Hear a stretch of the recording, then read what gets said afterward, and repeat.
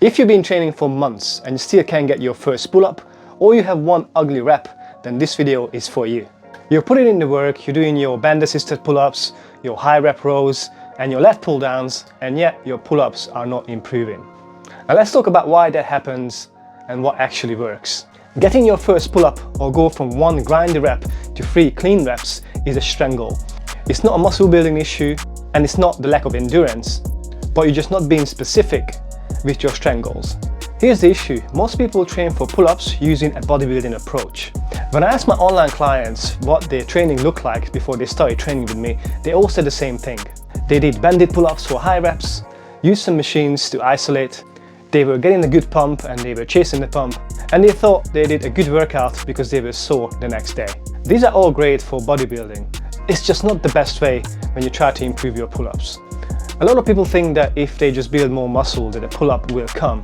And this can be partly true, but strength is specific and requires a specific approach.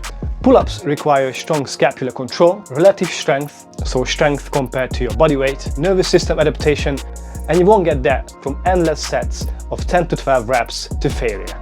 That's why when we shifted my clients' focus from hypertrophy training to pull-up specific strength work, their progress finally took off. Not overnight, but consistently.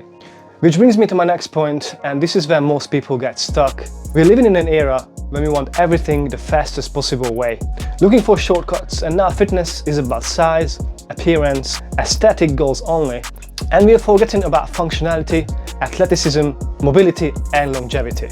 I personally don't just want to look good. I want to be able to jump, climb, lift, run, balance, and of course play for as long as possible. See, the mindset shapes how I train and how I coach others as well. And this is important because once you stop judging your progress based on how you look and start measuring your strength, your performance, the skills you develop, the control you learn over your body, and the quality of how you move, everything changes. You train with a clear mind, you have intention, you will recover better, and you're actually going to improve and stick to it long term.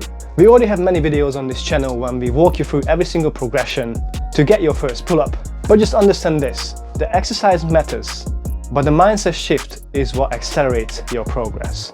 If you're busy, overwhelmed, and guessing your way through training, that's exactly why we work with people online, to give them a clear plan that actually matches their goals. So tell me, where are you stuck with your pull-ups right now? And I'll see you in the next video.